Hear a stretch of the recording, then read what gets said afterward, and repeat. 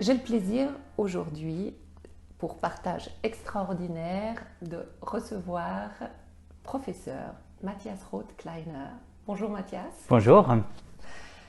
En sus de ton travail de médecin-chef du service de néonatologie au CHUV à Lausanne, tu es le président de l'association Souffle de Vie. Quelle est en fait la mission de cette association ?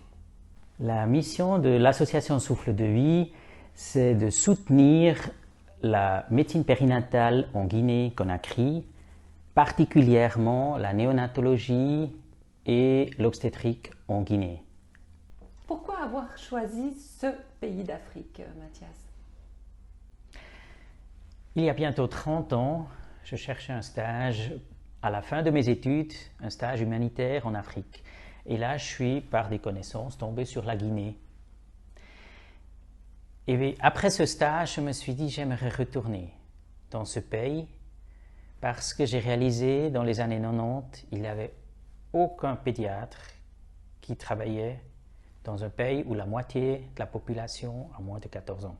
J'ai gardé les contacts avec cet hôpital de Brousse où j'étais pendant toutes ces années.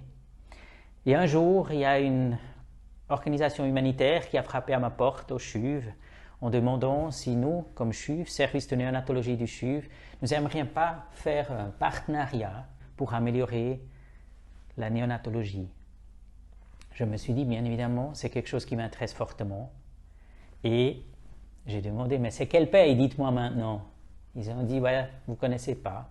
C'est un petit pays en Afrique de l'Ouest. C'est la Guinée. C'était le même pays où j'ai travaillé 30 ans avant.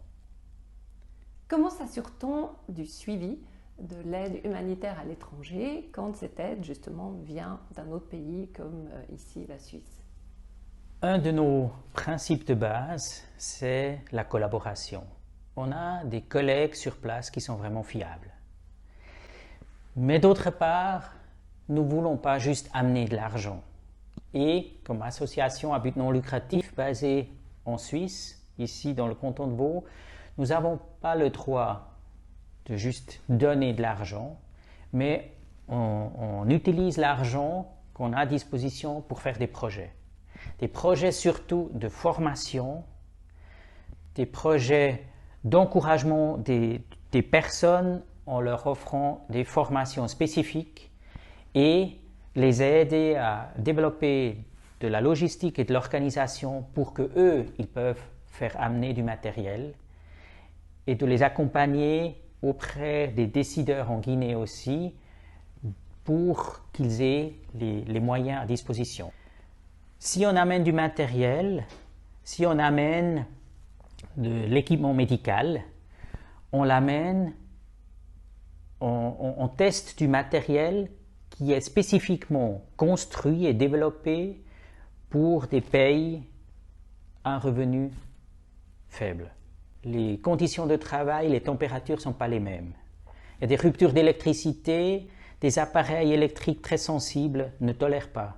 Alors d'amener le matériel très sophistiqué, développé pour un pays comme la Suisse, sur place, ces appareils, ils ont normalement une demi-vie très courte.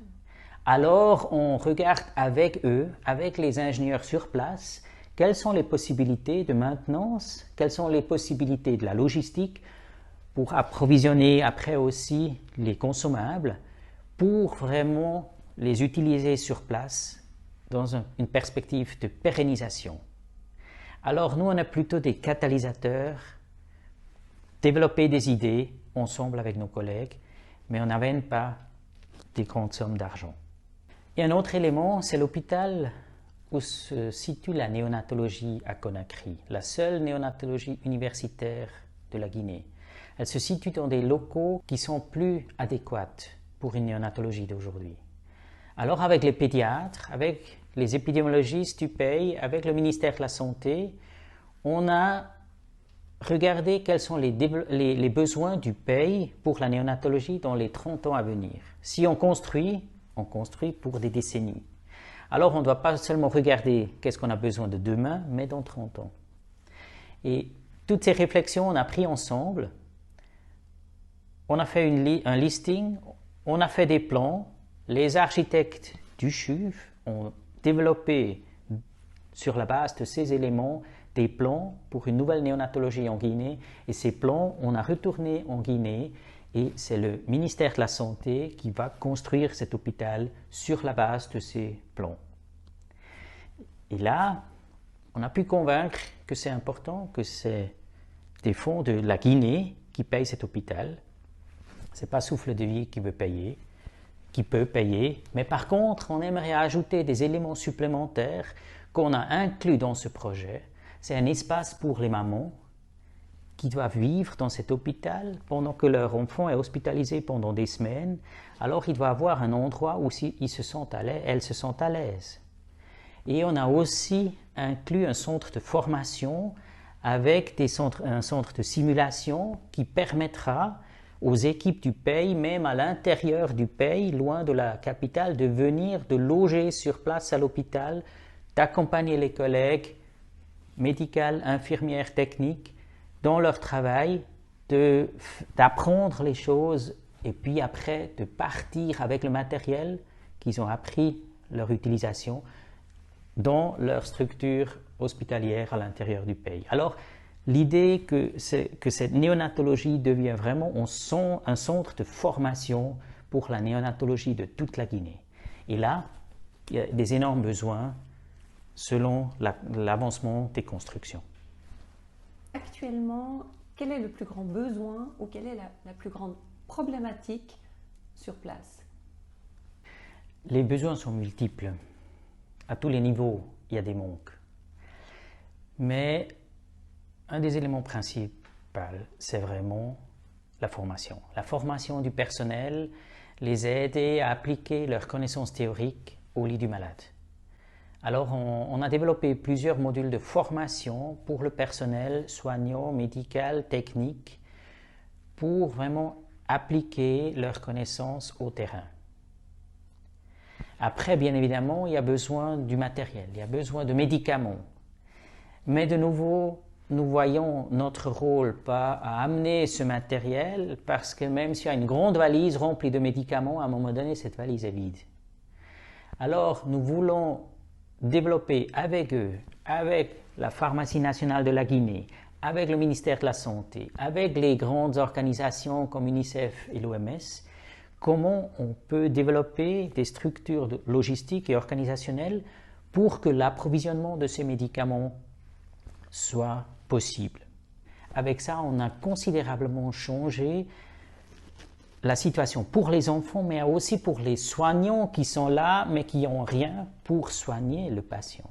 Alors on voit, Mathias, que c'est un vrai échange, un vrai partenariat avec un objectif de longue durée. Ceci m'amène à la question suivante.